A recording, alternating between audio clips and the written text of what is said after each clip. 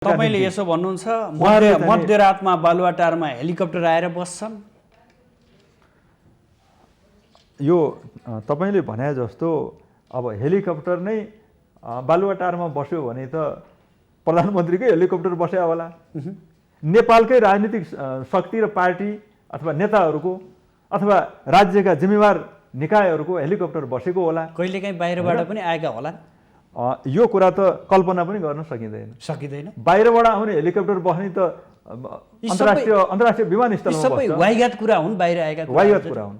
यो बालुवाटारमा चाहिँ नि बाहिरी शक्तिको अथवा कुनै त्यस्तो किसिमको एउटा अवाञ्छित हैन कामहरू चाहिँ बालुवाटारबाट भयो भन्ने कुरा यो कल्पना पनि गर्न सकिँदैन। यो वाइगात कुरा नै हो। फेस टु फेस भएर वार्ताहरू, छलफलहरू, आन्तरिक पार्टीका गतिविधिहरू सञ्चालन गर्न सकिन्छ अब? जरुर सकिन्छ। यो त राजनीतिमा मैले भनिहालेँ, कमी कमजोरीहरू सच्याएर अगाडि बढ्ने ठाउँ चाहिँ रहन्छ। अब जहाँसम्म उहाँहरूले गरेका पर्दाभित्र खेलिएका चाहिँ खेलहरू पटाक्षेप भएर चाहिँ बाहिर सबै सतहमा आएर अविश्वासको प्रस्ताव आउने, प्रधानमन्त्री चाहिँ हटाउने, हेरफेर गर्ने, त्यो तहसम्म पुग्न पाएन। क्या केपी शर्मा ओलीको अडानका कारणै यो अवस्था सिर्जना भयो भनिसकेपछि सरकारको नाम त त्यहाँ आइहाल्यो। जरुर केपी शर्मा ओलीले अडान राख्नुभयो, यो ठिक कुरा हो। के का निम्ति? हट रे उहाँ। राष्ट्रियताका निम्ति, राष्ट्रिय एकतालाई मजबुत गराउनका निम्ति, यो सङ्घीय लोकतान्त्रिक गणतन्त्रको संविधान कार्यान्वयन गर्नका निम्ति, मुलुकको समृद्धिको निम्ति, मुलुकको सुशासनको निम्ति, राष्ट्रिय स्वाभिमान माथि उठाउनका निम्ति उहाँको अडान चाहिँ नि वास्तवमा चट्टानी अडान नै हो, मान्नुपर्छ। सत्ता गठबन्धनको निम्ति लबिङ गरिराख्नु भएको छ। नेपालको सरकार बन्छ कि भन्ने पनि सम्भावना छ। प्रमुख प्रतिपक्षी दलको नेतालाई समेत प्रस्ताव गरिसकेको परिप्रेक्ष्यमा म के भन्न चाहन्छु भने अब विषयहरू, एजेन्डाहरू जुन पार्टी र राजनीतिक शक्तिसँग मिल्छ उहाँहरूसँग नै समीकरण तालमेल गरेर अगाडि बढ्नुपर्ने अवस्था चाहिँ छ। हिजो कमजोरी गर्ने नेताहरू फेरि नेकपा एमालेमा समाहित हुन सक्दैनन् भन्ने मेरो निष्कर्ष होइन। हुन सक्छ, तर गल्ती सचिनुपर्छ। यो गल्ती मलाई लाग्छ इतिहासमा यसको निर्मम समीक्षा हुनेछ। अहिले जे जस्ता कमी कमजोरीहरू भए, जे किसिमका गलत परिदृश्यहरू देखा परे, त्यो एक प्रकारले भन्दा अब करिब करिब फाटेको अवस्था छ र पार्टीहरूलाई अब सर्वोच्च अदालतले सकिन्छ। अब शब्द प्रयोग गर्नुभयो अतिवादी सोच भनेर, यहाँले ठ्याक्कै भन्न खोज्नु भएकोलाई र कुन आधारमा चाहिँ अतिवादी देख्नुभयो उहाँहरूलाई? मैले यति बेला सुदर्शनजी अतिवादी भन्न खोजेको वास्तवमा नेपाली जनताको सोच अतिवादी होइन। अहिले आम राजनीतिक कार्यकर्ताको पनि सोच अतिवादी होइन। अहिले मेरो विश्लेषणमा नेपाल कम्युनिस्ट पार्टीकै केही नेताहरू जो शीर्ष स्थानमै हुनुहुन्छ हैन, अब कमरेड प्रचण्ड, कमरेड माधव कुमार नेपाल, उहाँहरू कम्युनिस्ट पार्टीकै, नेपाल कम्युनिस्ट पार्टी नेकपाकै एकीकृत पार्टीकै शीर्ष स्थानमा रहेर अर्का अध्यक्ष र वरिष्ठ नेता, उहाँहरूले नै आफ्नै पार्टीको चाहिँ प्रधानमन्त्रीको राजीनामा माग गर्ने, अविश्वासको प्रस्ताव ल्याउने किसिमको चाहिँ नि एउटा गलत खालको चाहिँ नि क्रियाकलापहरू अगाडि बढाउने जुन खालको काम गर्नुभयो, यसलाई मेरो विश्लेषणमा चाहिँ नि यो अतिवादी सोच, अतिवादी चरित्र नै हो भन्ने चाहिँ नि मैले ठानेको छु।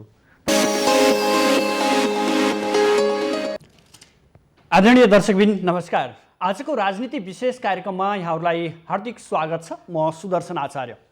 दर्शकबिन, सत्ता सञ्चालन गरिरहेको नेपाल कम्युनिस्ट पार्टी नेकपालाई एमाले र माओवादी केन्द्रकै अवस्थामा फर्काउने सर्वोच्चको फैसला सँगसँगै राजनीतिक माहौल फरक मोडमा दौडिएको छ। यहाँ नितान्त रूपमा जनजीविका, जनताका आशा अपेक्षाका कुरा भन्दा पनि पार्टीभित्रका खिचातानी र शक्ति सङ्घर्षका कारण नै यो परिदृश्यहरू देखिरहेको अवस्था छ। आज जनताले जुन चाहना गरेर त्यति बेला नेकपालाई बहुमतका साथ सत्तारोहणमा पुर्याए त्यो तुइएको छ। अर्थात् नेकपा एमाले र माओवादी केन्द्र फेरि छुट्टा छुट्टै पार्टी बनेका छन्। अबको राजनीतिक निकास के हुन सक्छ? अब 2 वर्ष सरकार सञ्चालन कुन पार्टीले र कसरी गर्ला यो पनि कौतूहलताको विषय बनिरहेको अवस्था छ। यतिखेर सत्ता समीकरणका लागि राजनीतिक दलहरूको दौडधुप बाक्लिएको छ। आज हामी यिनै विषयवस्तुको पेरिफेरीमा रहेर अबको राजनीतिक निकास कसरी हुन सक्छ र जनताका अपेक्षा जनचाहनाहरू जनप्रतिनिधिहरूले किन पुरा गर्न सक्दैनन्? सधैँ सत्ताको खिचातानीमा नेपाल रहनुपर्ने बाध्यता किन?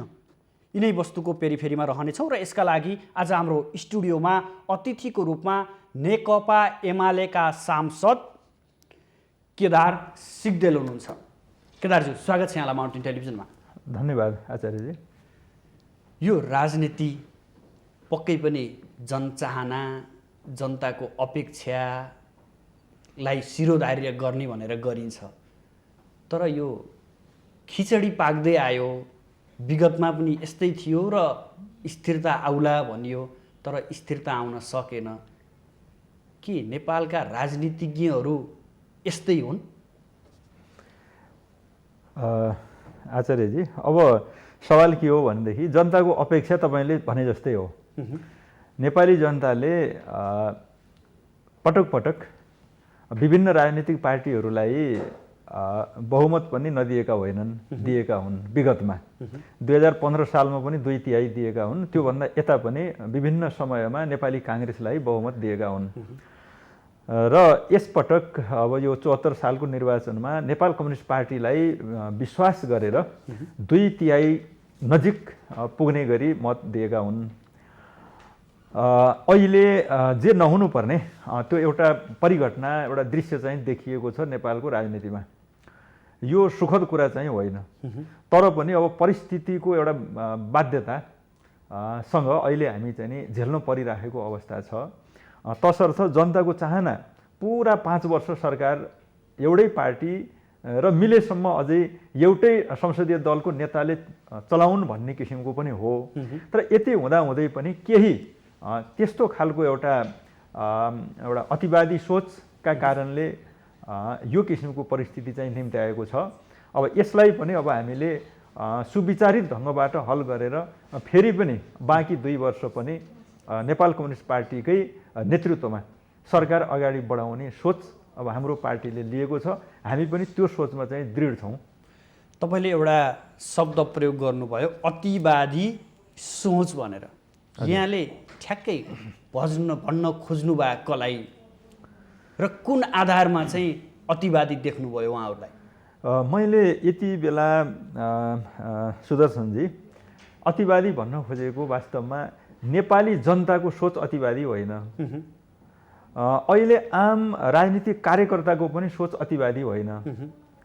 अहिले मेरो विश्लेषणमा नेपाल कम्युनिस्ट पार्टीकै केही नेताहरू जो शीर्ष स्थानमै हुनुहुन्छ हैन, अब कमरेड प्रचण्ड, कमरेड माधव कुमार नेपाल, उहाँहरू कम्युनिस्ट पार्टीकै, नेपाल कम्युनिस्ट पार्टी नेकपाकै एकीकृत पार्टीकै शीर्ष स्थानमा रहेर अर्का अध्यक्ष र वरिष्ठ नेता, उहाँहरूले नै आफ्नै पार्टीको चाहिँ प्रधानमन्त्रीको राजीनामा माग गर्ने, अविश्वासको प्रस्ताव ल्याउने किसिमको चाहिँ नि एउटा गलत खालको चाहिँ नि क्रियाकलापहरू अगाडि बढाउने जुन खालको काम गर्नुभयो, यसलाई मेरो विश्लेषणमा चाहिँ नि यो अतिवादी सोच, अतिवादी चरित्र नै हो भन्ने चाहिँ नि मैले ठानेको छु।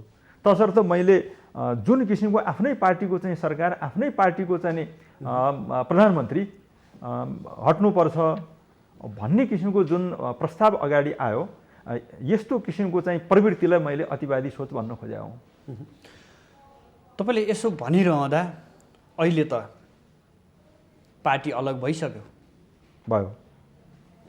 तपाईँले नाम लिन खोज्नुभएका र लिएका व्यक्तिहरू पनि पूर्ववत रूपमा अब एमालेमै फर्किनुहुन्छ, एमालेमै हुनुहुन्छ। अब कुन नैतिकताको आधारमा सँगै बस्नुहुन्छ, कसरी काम गर्नुहुन्छ, कसरी नेकपा एमालेलाई अगाडि लैजानुहुन्छ? अब यहाँले भने जस्तै यो अतिवादी सोच राख्ने मध्ये सबै एमालेमै हुनुहुन्छ भन्न त नमिल्ला। किन भन्दा कमरेड प्रचण्ड पनि मैले भनेको छु, केही पात्र हो कमरेड प्रचण्ड। अब पदीय हिसाबले भन्दा मुख्य पात्रको रूपमा कमरेड प्रचण्डलाई नै भन्नुपर्ने हुन्छ। अहिले उहाँ चाहिँ नेकपा माओवादी केन्द्रमा अब त्यता हुनुहुन्छ। र एउटा विचारको हिसाबले, अब प्रस्तावकै हिसाबले हेर्दाखेरिमा अहिले नेकपा एमालेमै रहे तापनि हिजोको पनि एमालेको पालोमा पनि वरिष्ठ नेता, पार्टी एकीकरण भइसकेर नेपाल कम्युनिस्ट पार्टी नेकपा हुँदाको पनि वरिष्ठ नेता, सायद अबको चाहिँ नेकपा एमाले भइसके पछाडि पनि उहाँ एमालेमै रहेको कारणले गर्दा सायद उहाँ वरिष्ठ नेतै रहनुहुन्छ होला। नेता वरिष्ठ भए तापनि सोचका हिसाबले जुन किसिमको चाहिँ उहाँले एउटा राजनीतिक चरित्र प्रस्तुत गर्नुभयो, मैले खालि सोचका लागि मैले अतिवादी भन्न खोजे हो, अब व्यक्तिलाई भन्न खोजे होइन। त्यसो भएको हुनाले चरित्रका हिसाबले प्रवृत्तिको कुरालाई मैले अतिवादी सोच भने हो। किन भन्दा आफ्नै पार्टीका नेताहरूलाई विधिसम्मत ढङ्गबाट धैर्यतापूर्वक नै होइन हेरफेर हुनसक्छ। त्यो बाटो नअप्नाइकन एउटा गलत बाटोबाट जुन किसिमबाट चाहिँ हटाउने किसिमको खेल भयो, मैले त्यो प्रवृत्तिलाई भनेको हुनाले राजनीतिमा अझै त्यसमा पनि अझै कम्युनिस्ट पार्टीको कुरा गर्नुहुन्छ भनेदेखि काम गर्ने क्रममा त्रुटि कमजोरीहरू हुन्छन्, गल्ती पनि हुन्छ। यही हो राजनीतिमा नैतिकता हुँदैन भन्ने, यही हो। नैतिकता हुन्छ, मैले नैतिकता हुँदैन भनेन, गल्ती कमजोरीहरू हुन्छन् र त्यो गल्ती कमजोरीहरूलाई स्वीकार गर्न चाहिँ सकियो भने त्यो स्वाभाविक ढङ्गले फेरि त्यो सच्चिएर अगाडि बढ्न सक्छ होइन। अब सच्चिएर अगाडि बढ्ने कुरालाई हामीले आत्मसात पनि गर्नुपर्छ होइन। इतिहासमा त्यस्ता कमी कमजोरीहरू धेरै ठाउँबाट धेरै एउटा राजनीतिक रूपमा पनि अब देखिएका छन् र सच्चिएर अगाडि पनि बढेका छन्। सच्चिएन भने नसच्चिनेहरू आन्दोलन त सकिँदैन, तर त्यो आन्दोलनमा गल्ती कमजोरी बारम्बार गरिरहने प्रवृत्ति चाहिँ नि सकिन्छ र त्यस्तो खालको चाहिँ चरित्र राजनीतिक चरित्र हुन सक्दैन। त्यसो भएको हुनाले मैले अहिले अब नैतिक रूपमा फेरि पनि हिजो कमजोरी गर्ने नेताहरू फेरि नेकपा एमालेमा समाहित हुन सक्दैनन् भन्ने मेरो निष्कर्ष होइन। हुनसक्छ, तर गल्ती सचिनुपर्छ। यो गल्ती मलाई लाग्छ इतिहासमा यसको निर्मम समीक्षा हुनेछ। अहिले जे जस्ता कमी कमजोरीहरू भए, जे किसिमका गलत परिदृश्यहरू देखा परे, त्यो एक प्रकारले भन्दा अब करिब करिब फाटेको अवस्था छ र पार्टीहरूलाई अब सर्वोच्च अदालतले सकिन्छ अब फेस टु फेस भएर वार्ताहरू, छलफलहरू, आन्तरिक पार्टीका गतिविधिहरू सञ्चालन गर्न सकिन्छ? अब जरुर सकिन्छ। यो त राजनीतिमा मैले भनिहालेँ, कमी कमजोरीहरू सच्याएर अगाडि बढ्ने ठाउँ चाहिँ रहन्छ। अब जहाँसम्म उहाँहरूले गरेका पर्दाभित्र खेलिएका चाहिँ खेलहरू पटाक्षेप भएर चाहिँ बाहिर सबै सतहमा आएर अविश्वासको प्रस्ताव आउने, प्रधानमन्त्री चाहिँ हटाउने, हेरफेर गर्ने, त्यो तहसम्म पुग्न पाएन। र यो कानुनी बाटो, एउटा संवैधानिक बाटो चाहिँ अपनाएर सर्वोच्च अदालतका माध्यमबाट उसले गरेको चाहिँ फैसलालाई स्वीकार गरेर जुन किसिमबाट अहिले पार्टीहरू अगाडि बढ्ने प्रयत्न भइराखेको छ, मलाई लाग्छ अब नेपाल कम्युनिस्ट पार्टी एमालेले विगतका कमी कमजोरीहरूलाई सच्याउँदै अब एउटा नयाँ सिराबाट अगाडि बढ्ने स्थिति चाहिँ बन्छ। कमजोरी जहाँ जहाँबाट जोबाट भएको छ होइन, उहाँहरूले चाहिँ त्यसको चाहिँ एउटा आत्मसात गर्नुहुनेछ र भोलिका दिनमा यसबाट शिक्षा लिँदै फेरि अगाडि बढ्ने चाहिँ बाटो खुल्छ भन्ने नै मलाई लाग्छ। दर्शक, हामी एकैछिन विश्राम लिनेछौँ र विश्रामपछि पुनः नेकपाको यो आन्तरिक कलह र अन्य अबको समीकरणका विषयमा छलफल गर्नेछौँ।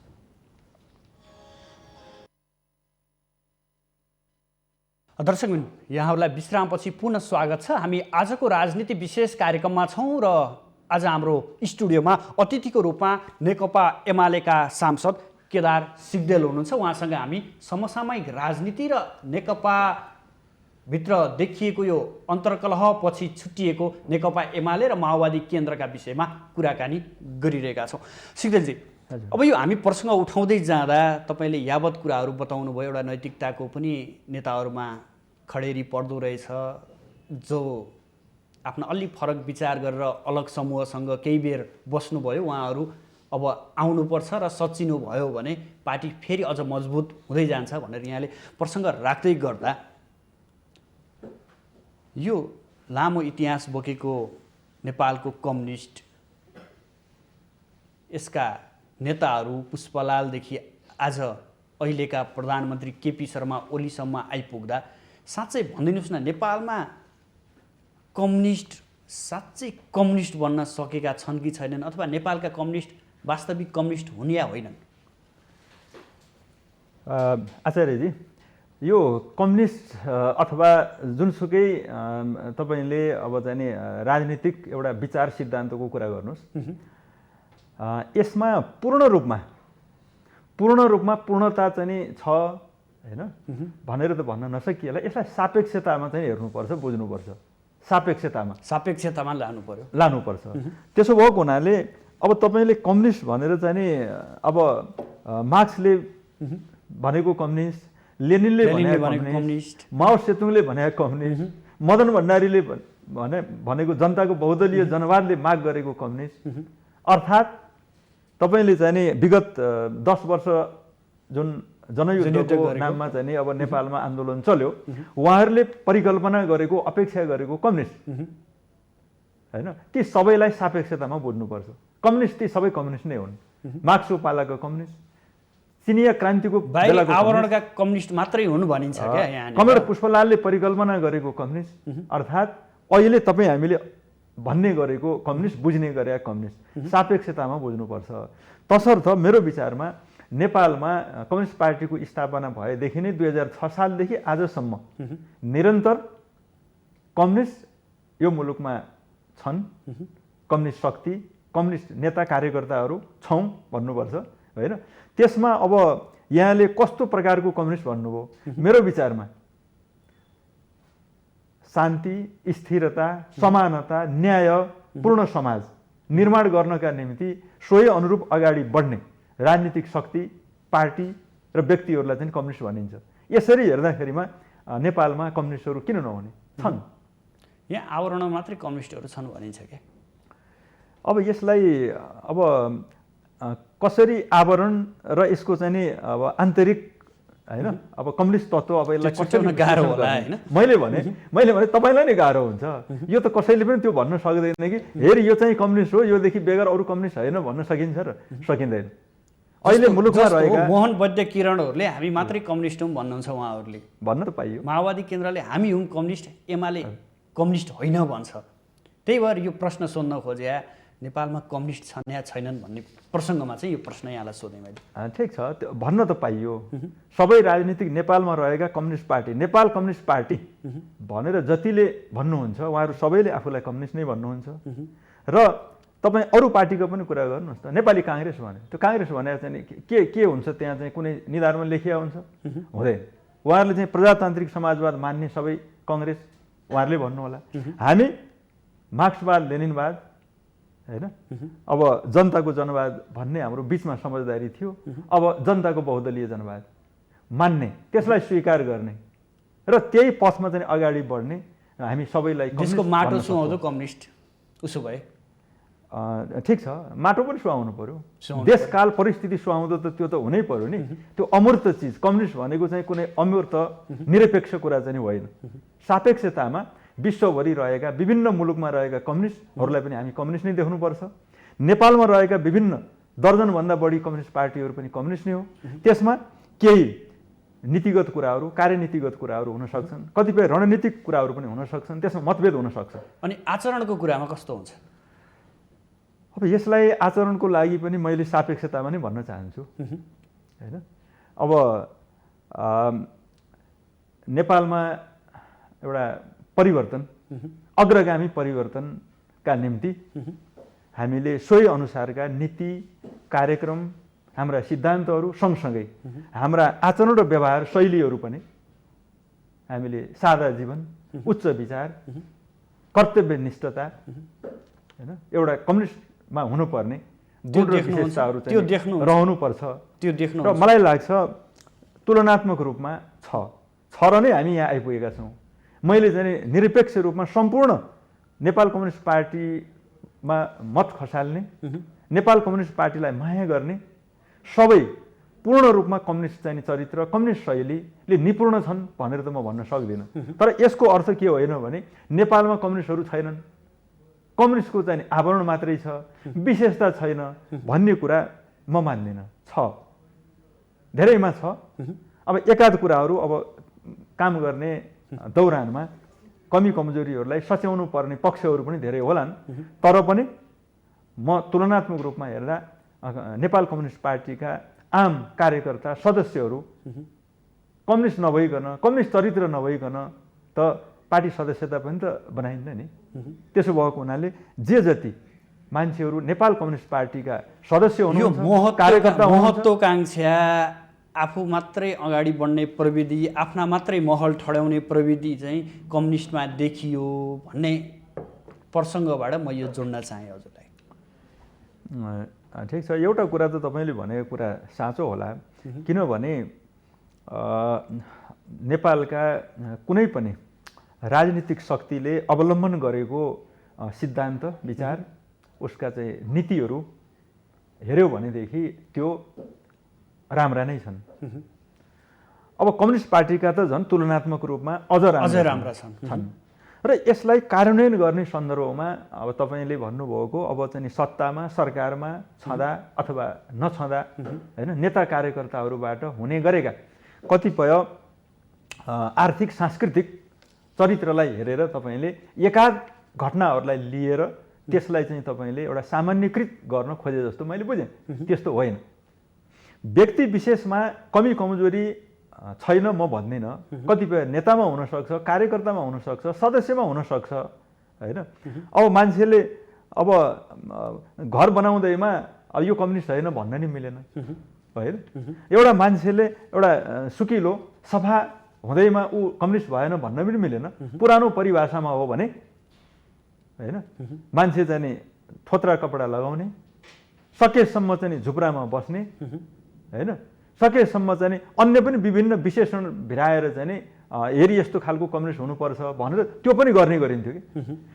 त्यो मात्रै होइन, कम्युनिस्टहरूले चाहिँ सबैलाई सुखी, सबैलाई समृद्ध बनाउने हाम्रो सिद्धान्त, नीति पनि त्यही नै हो। र त्यसमा हामीले अनियमितता गर्नु भएन, भ्रष्टाचार गर्नु भएन। आफ्ना मेहनत र परिश्रमले हामीले चाहिँ त्यो सेक्टरलाई पनि, आम जनतालाई पनि सुधार्ने र उहाँहरूको जीवनस्तर माथि उठाउने, न्यायपूर्ण र समानताका साथ अगाडि बढाउने हाम्रो चाहिँ नीति भएको कारणले गर्दा, होइन। यहाँहरूले भने जस्तो अब केही नेताहरूको चाहिँ घर बने भनेर त्यसैलाई दृष्टान्त दिएर हामीले चाहिँ यी चाहिँ कम्युनिस्ट रहेनन्, यिनीहरू चाहिँ आर्थिक अनुशासनमा छैनन् मात्रै भन्ने हो भने आम चाहिँ मान्छेहरूले गरेका, मान्छेले घर त बनाएकै छन्, मान्छेले त महल पनि बनाएकै छन्, होइन। हामीले ती सबैलाई चाहिँ हामीले भ्रष्ट भनेर देख्नु चाहिँ उपयुक्त हुन्छ भन्ने मलाई लाग्दैन। यद्यपि त्यो स्रोत के हो हामीले त्यो हेर्नुपर्छ। मान्छेले आफ्ना मेहनतले, परिश्रमले, स्वाभाविक आम्दानीबाट गरिएको छ भने, उसको जीवनस्तर सुधार गरिएको छ भने त्यसलाई हामीले निरपेक्ष रूपमा हामीले चाहिँ गलत भनेर देख्नु पनि उपयुक्त हुँदैन भन्ने मलाई लाग्छ। जसरी तपाईँहरू गठबन्धन बनाएर निर्वाचनमा जानुभयो,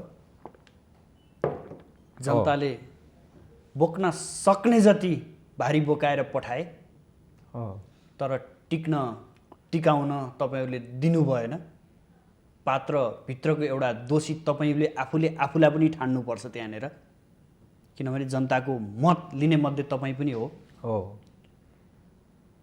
ठ्याक्कै भनिदिनुहोस् न, तपाईँले यो 3 वर्षमा आफ्ना जनतालाई के दिनुभयो? यसलाई सुदर्शनजी हामीले हाम्रो पार्टीको खास गरिकन त्यति बेलाको तात्कालीन वाम गठबन्धन जति बेला हामी चुनाव लडिरहेका थियौँ त्यतिखेर नेपाल कम्युनिस्ट पार्टी एमाले र नेपाल कम्युनिस्ट पार्टी माओवादी केन्द्र हामी पार्टीका रूपमा दुवै पार्टीमै थियौँ तापनि हामीले चुनावी तालमेल गठबन्धन गरेर चुनाव लडेका थियौँ। घोषणापत्र एउटै थियो। मूलत हामी त्यही घोषणापत्रलाई आधार बनाएर हाम्रो नेपाल सरकार अगाडि बढाएको छ। हामीले पनि आफ्ना निर्वाचन क्षेत्रहरूमा जिल्ला स्तरमा निर्वाचन क्षेत्र स्तरमा आफ्ना स्थानीय विशेषता अनुरूपका हाम्रा घोषणापत्रहरू पनि हामीले तयार पारेका थियौँ। मूलत हामी नेपाल कम्युनिस्ट पार्टीको चुनावी गठबन्धनको जुन केन्द्रीय निर्वाचन परिचालन कमिटी थियो उसले प्रकाशित गरेको घोषणापत्र र हामीले आफ्ना जिल्ला आफ्ना निर्वाचन क्षेत्रहरूमा प्रकाशित गरेका घोषणापत्र त्यसैलाई कार्यान्वयन गर्नु हाम्रो मुख्य दायित्व चाहिँ हो। तर कार्यान्वयन कति भएको छ भन्ने कुरा हो। त्यसमा हामीले बुझ्नु के पर्छ भने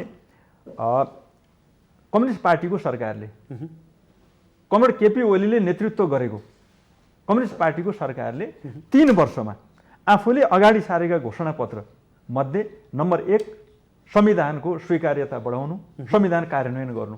यस पाटोमा हाम्रो सरकार धेरै हदमा सफल छ। संविधान अस्वीकार गर्ने शक्तिलाई पनि संविधान स्वीकार गर्ने ठाउँमा र मार्गमा अगाडि ल्याउन यो सरकार सफल भएको छ। पछिल्लो कडीको रूपमा हिंसात्मक आन्दोलनमा रहेको नेपाल कम्युनिस्ट पार्टी विप्लव समूहलाई समेत मूल प्रवाहमा प्रभावीकरण गर्ने काममा यो सरकार सफल छ। त्योभन्दा अगाडि डाक्टर सीके राउतजी जसले यो संविधान गलत छ भनेर देशको विखण्डनवादी एउटा धारलाई समेत नेतृत्व गर्नुहुन्थ्यो, उहाँ पनि यो संविधानलाई स्वीकार गरेर राजनीतिक मूल प्रवाहमा समाहित हुनुभएको छ। यसका साथसाथै अरू कतिपय राजनीतिक शक्तिहरू यो संविधानलाई जलाउने कालो संविधान भन्ने राजनीतिक शक्तिहरूले पनि यो संविधानलाई स्वीकार गरेर अगाडि बढेको अवस्था छ। यसको साथसाथै मुलुकमा संघीयता लागू हुनै सक्दैन यो संविधान बमोजिम भन्ने पनि टिप्पणी हुन्थ्यो। अहिले संघीयताको स्थानीय प्रदेश र संघीय सरकारहरू स्मूथली अगाडि बढेको अवस्था पनि छ अनि वित्तीय संघीयता पनि मुलुकमा कार्यान्वयन भएको अवस्था छ। यसको साथसाथै यो सरकारले गर्ने परराष्ट्र सम्बन्धलाई सुधार गर्ने हो, राष्ट्रिय स्वाभिमानलाई माथि उठाउने हो। यस हदमा चाहिँ यो सरकार सफल छ। यसको साथसाथै नेपाल सरकारले नेतृत्व गर्ने भनेको विकास निर्माणका ठूला परियोजना हो। यसका निम्ति पनि रेल मार्गको चाहिँ निर्माण, रेल खरिद गर्ने सम्मका काम भएका छन्। तपाईलाई थाहा नै छ जनकपुर जयनगर रेल मार्ग फेरि सुचारू हुने अवस्थामा ल्याइ पुर्याएको छ। ठूला राजमार्गहरूलाई 3 वर्षमा उपलब्धिमूलक काम यो सरकारबाट भएको छ। दर्शकबिन हामी पुनः विश्राममा जोडिन्छौँ र छोटो विश्रामपछि हामी पुनः यहाँहरूसँग उपस्थित हुनेछौँ। छोटो विश्रामपछि यहाँहरूलाई पुनः स्वागत छ। हामी आज नेकपाका सांसद केदार सिग्देलसँग छौँ र समसामयिक राजनीति र अबका सत्ता समीकरणका विषयमा चर्चा गरिरहेका छौँ। केदारज्यू, अब यावत कामहरू राज्यले गरिरहेछ, अहिले वर्तमान सरकारले गरिरहेछ भन्दै गर्दा यहाँ भ्रष्टाचारका कुराहरू पनि निराकरण गर्न यो सरकारले सकेन। यो कोरोनाकै समयमा जुन औषधिहरू खरिद गरियो त्यसैमा पनि भ्रष्टाचार भए, यावत प्रसङ्गहरूमा पनि अग्निकाण्डहरू पनि यही सरकारका पालामा घटे भनेर पनि त प्रसङ्ग आइरहेको छ नि। यसलाई यहाँले कसरी विश्लेषण गर्नुहुन्छ? अब यसमा खास गरिकन म यहाँलाई भन्न चाहन्छु, सरकारले विकास निर्माणका ठूला परियोजनाहरू सञ्चालन गर्ने र त्यसकोमा चाहिँ सफलता प्राप्त गर्ने काम पनि भएको छ। अब तपाईलाई थाहा नै छ हैन, अब अन्तर्राष्ट्रिय विमानस्थल, त्यस्तै गरी अब पोखरा विमानस्थल, लुम्बिनी विमानस्थलमा भएका प्रगति, त्यस्तै गरिकन 2 लेनका सडकलाई 4 लेन, 4 लेनका सडकलाई चाहिँ 6 लेन, 6 लेनका सडकलाई हैन 8 लेनका विस्तार गर्ने कुरा, 3 वर्षको अवधिमा 6000 किलोमिटर सडक कालोपत्री गर्ने कुराहरू, सुरुङ मार्गमा एउटा युद्धस्तरमा काम अगाडि बढेका कुराहरू का तुलनामा यहाँले भने जस्तै मुलुकमा सुशासन दिन सकेन कि भन्ने जुन किसिमको चाहिँ जिज्ञासा छ, जनताको अपेक्षा चाहना बमोजिम नै सुशासन हुन सकेन होला। तर पनि हाम्रो देशकाल परिस्थिति अनुसार वर्तमान सरकारले सुशासन दिनको निम्ति धेरै हदसम्म कोसिस गरेको छ र सफल पनि भएको छ। म तपाईँलाई एउटा दृष्टान्त दिन चाहन्छु कि अस्ति भर्खर पश्चिम नेपालमा हैन एउटा काण्ड भयो भागीरथी भट्टको हैन। तत्काल अपराधीलाई समाउने कारबाहीमा अगाडि बढाउने काममा सफल भयो। यस्तै गरी मुलुकमा तपाईँ दिनदिनै जस्तो सुन्न सक्नुहुन्छ कति ठाउँमा भ्रष्टाचारीहरूलाई रङ्गे हात समातिएको छ र कारबाही अगाडि बढाइएको अवस्था छ हैन। यसको मतलब के होइन भने मुलुकमा भ्रष्टाचार बढ्यो भन्ने चाहिँ होइन। अपराधीहरूलाई कानुन बमोजिम कठघरामा ल्याउने कारबाही अगाडि बढाउने काममा सरकार दिन प्रतिदिन धेरैभन्दा धेरै त्यो काममा सफलता प्राप्त भएको छ। यद्यपि भ्रष्टाचार निर्मूलै गर्ने कुरा त हुन सकेका छैन र विश्वका मलाई लाग्छ हामीभन्दा पनि अझै विकसित, हामीभन्दा पनि अझै लोकतन्त्रमा अभ्यस्त भएका मुलुकमा पनि केही न केही भ्रष्टाचारका अनियमितताका काण्डहरू हुन्छन् र त्यसलाई अहिले भएका पनि यिनी छिटपुट हुन् भन्न खोज्नु भयो। घटना हुन् र यसलाई सरकार लाग्यो कि लागेन भन्ने कुरामा हामीले हेर्नुपर्छ। यो सरकारले यावत राम्रा काम गर्यो तर स्थिरता राजनीतिक एउटा म्यान्डेट भने धुमिल्यायो अथवा धर्म रह्यो यो बिचमा। अब यो सरकारलाई कसरी भन्ने हैन, सरकारले धर्म रह्याएको कुरा त यो भएन। यहाँ भन्छन् क्या केपी शर्मा ओलीको अडानका कारणै यो अवस्था सिर्जना भयो भनिसकेपछि सरकारको नाम त त्यहाँ आइहाल्यो। जरुर केपी शर्मा ओलीले अडान राख्नुभयो, यो ठिक कुरा हो। के का निम्ति? हट रे उहाँ राष्ट्रियताका निम्ति, राष्ट्रियताका निम्ति, राष्ट्रिय एकतालाई मजबुत गराउनका निम्ति, यो सङ्घीय लोकतान्त्रिक गणतन्त्रको संविधान कार्यान्वयन गर्नका निम्ति, मुलुकको समृद्धिको निम्ति, मुलुकको सुशासनको निम्ति, राष्ट्रिय स्वाभिमान माथि उठाउनका निम्ति उहाँको अडान चाहिँ नि वास्तवमा चट्टानी अडान नै हो मान्नुपर्छ। तर यसलाई सकारात्मक रूपमा लिन नसक्ने नचाहने शक्ति र तत्त्वहरूबाट आन्तरिक वा बाह्य शक्तिहरूको विभिन्न प्रकारको षड्यन्त्र र खेलबाट यसलाई निरन्तर अगाडि बढ्न व्यवधानहरू खडा गरियो। तपाईँले आन्तरिक बाछिटा त अघि पनि निकाल्नुभयो, अहिले शब्द निकाल्नुभयो बाह्य। कहाँबाट परिचालित छ उसो भए? कसले गर्छ यो काम? तपाईँहरू नेताहरू आफै स्वाभिमान अडिन सक्नुहुन्न? जरुर यसमा कोसिस चाहिँ भएको छ। नेपाल कम्युनिस्ट पार्टीका नेता वर्तमान प्रधानमन्त्री कमरेड केपी ओलीको नेतृत्वमा यो मुलुकमा रहेका राजनीतिक शक्ति, राष्ट्रियताप्रति गम्भीर बन्ने शक्तिहरूका बीचमा मूल्याङ्कन भएको पनि छ। मलाई लाग्छ धेरै नेपाली राजनीतिक शक्तिहरूले, आम नेपाली जनताले केपी ओलीले नेतृत्व गरेको यो शान्ति, स्थिरता, प्रगति, राष्ट्रिय स्वाभिमानका निम्ति चलाएको अभियान र गरेको नेतृत्वलाई मूल्याङ्कन गर्नुभएको छ। यसको मतलब सबै राजनीतिक पार्टीहरू अर्थात् बाह्य हाम्रा अब छिमेकी मुलुकहरू सबैको सद्भाव पुराका पुरा पाएको भए यो स्थिति त आउनै थिएन। यो त स्वाभाविक रूपमा कतिपय मुलुकलाई नेपालको स्थिरता मन परेको छैन, नेपालको स्वाभिमान उठेको, राष्ट्रियताको झण्डा माथि उठेको मन परेको छैन र कतिपय मुलुकभित्रकै राजनीतिक शक्तिहरूलाई पनि यहाँको राजनीतिक स्थिरता र नेपालको चाहिँ उन्नति प्रगतिलाई उहाँहरूले सकारात्मक रूपमा लिन सक्नुभएको छैन। केवल राजनीतिक तुष्टि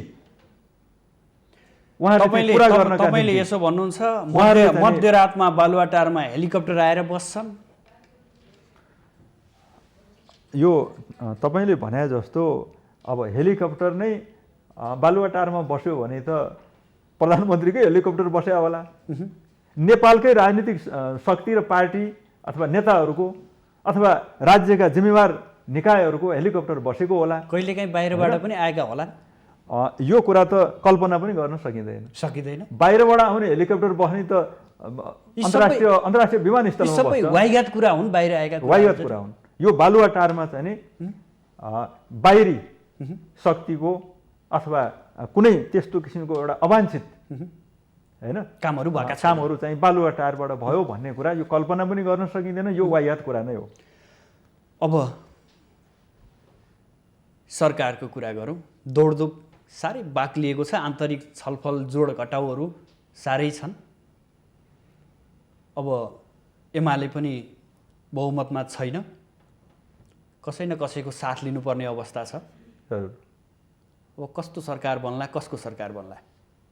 मलाई लाग्छ अब गणितीय हिसाबले हेर्दाखेरिमा त हजुरले भनिहाल्नु हो, अब नेपाल कम्युनिस्ट पार्टी एमाले र माओवादी केन्द्र भइसकेपछि नेपाल कम्युनिस्ट पार्टी एमाले पहिलो शक्तिमा भए तापनि बहुमतको सरकारका निम्ति चाहिने पर्याप्त सङ्ख्या हामीसँग अहिले छैन। 121 2021 भनौँ, एकजना मान्यजीको भर्खरै असामयिक निधन भएको छ, हामी 120 जना छौँ। अब बहुमतका निम्ति 138 जनाको जरुरत पर्छ। हामीसँग 17-18 जना सांसदज्यूहरूको चाहिँ नि अब अपुग छ। यसका निम्ति स्वाभाविक रूपमा पहिलो प्रयत्न हुनुपर्ने वामपन्थी कम्युनिस्ट पार्टीहरूकै बिचमा फेरि पनि गठबन्धन भएर सरकार बन्नु नै सबैभन्दा उत्तम विकल्प चाहिँ हो। यदि त्यस्तो हुन सकेन भने मलाई लाग्छ यो संविधान मानेर संसदमा प्रतिनिधित्व गर्ने कुनै पनि राजनीतिक पार्टीसँग सत्ता गठबन्धनको निम्ति वार्तालापै गर्नु नहुने भन्ने कुरा चाहिँ होइन। यो भनेको कुनै पनि संसदमा प्रतिनिधित्व गर्ने राजनीतिक पार्टीहरू सङ्घीयता, लोकतन्त्र, गणतन्त्रलाई स्वीकार गरेर नै आउनुभएको छ र ती सम्भावना यहाँ सम्भावना कोसँग हुन्छ? अब वामपन्थीका नाममा माओवादी केन्द्रसँगै हुन्छ अथवा प्रमुख प्रतिपक्षी दल नेपाली कङ्ग्रेससँग हुन्छ अथवा जसपासँग हुन्छ, सम्भावना बढी कहाँनिर देख्नुहुन्छ? मेरो विचारमा सबभन्दा बढी सम्भावना हुनुपर्ने नेपाल कम्युनिस्ट पार्टी माओवादी केन्द्रसँग नै स्वाभाविक हो। चुनावी गठबन्धन तालमेल पनि त्यही शक्तिसँग भएको। हाम्रो 2-2.5 वर्षको चाहिँ सहकार्य पनि पार्टी एकता नै भएर अगाडि बढेको, एउटै पार्टीबाट प्रतिनिधित्व गर्ने अवस्था पनि बनेको कारणले गर्दा सबभन्दा उपयुक्त भनेको नेपाल कम्युनिस्ट पार्टी माओवादीसँग नै उपयुक्त हुन्छ। यद्यपि कतिपय विषयहरूमा मतमतान्तरहरू रहे र पार्टी विग्रहको स्थितिमा आए तापनि पहिलो त्यही नै हुनुपर्छ भन्ने मलाई लाग्छ। यो त हुनुपर्छ भने अब मैले, तर हुन्छ के भनेर सम्भावना हेर्दा हुनसक्छ कमरेड प्रचण्ड, कमरेड माधव कुमार नेपालजीले समेत होइन सत्ता गठबन्धनको निम्ति लबिङ गरिराख्नु भएको छ, नेपालको सरकार बन्छ कि भन्ने पनि सम्भावना छ। प्रमुख प्रतिपक्षी दलको नेतालाई समेत प्रस्ताव गरिसकेको परिप्रेक्ष्यमा म के भन्न चाहन्छु भने अब विषयहरू, एजेन्डाहरू जुन पार्टी र राजनीतिक शक्तिसँग मिल्छ उहाँहरूसँग नै समीकरण तालमेल गरेर अगाडि बढ्नुपर्ने अवस्था चाहिँ छ बहुमतका निम्ति। सम्भावना यहाँनिर बलियो सम्भावना अझै पनि केपी शर्मा ओली प्रधानमन्त्री बन्ने बलियो सम्भावना यहाँले देख्नुहुन्छ? जरुर। सबभन्दा बढी त सबैभन्दा ठुलो दलले भने त यही नै भयो नि, केपी ओलीकै नेतृत्वमा रहनुपर्छ। मैले भनिहालेँ, उहाँले उठाएका मुद्दा, उहाँले राखेको चाहिने जुन लक्ष्य पुरा गर्नको निम्ति उहाँकै नेतृत्वमा अब बाँकी 2 वर्षे कार्यकाल पनि अगाडि बढ्नुपर्छ भन्ने आम नेपाली जनताको पनि चाहना त्यो छ। सम्भावना पनि प्रबल यही नै छ। मलाई लाग्छ तालमेलका निम्ति कुनै पनि राजनीतिक पार्टीसँग होइन तालमेल, समीकरण, गठबन्धन हुन सक्छ र कमरेड केपी ओलीकै नेतृत्वको सरकार बाँकी 2 वर्ष पनि अगाडि बढ्छ भन्ने हामीलाई विश्वास छ। हस्, यहाँसम्म आइदिनु भयो, आफ्नो महत्त्वपूर्ण समय र महत्त्वपूर्ण विचार अभिव्यक्त गरिदिनु भयो, यसका लागि यहाँलाई विशेष धन्यवाद। यहाँको लोकप्रिय माउन्टेन टेलिभिजनमा सुदर्शनजीले जुन आफ्ना विचारहरू राख्ने अवसर दिनुभयो यसका निम्ति यहाँप्रति धेरै धन्यवाद व्यक्त गर्दछु। दर्शकबिन, पछिल्लो समयको यो राजनीति र अब बन्ने सरकारको सत्ता समीकरण कस्तो देखिएला र अब राजनीतिक दलहरू कसरी अगाडि बढ्लान्, यिनै विषयको पेरिफेरीमा रहेर आज हामी कार्यक्रम सञ्चालन गऱ्यौँ। यसका लागि स्टुडियोमा अतिथिको रूपमा नेकपा एमालेका सांसद केदार सिग्देल हुनुहुन्थ्यो। भोलि नयाँ विषयवस्तु र नयाँ अतिथिका साथ उपस्थित हुनेछौँ। आजलाई भने बिदा दिनुहोस्। नमस्कार।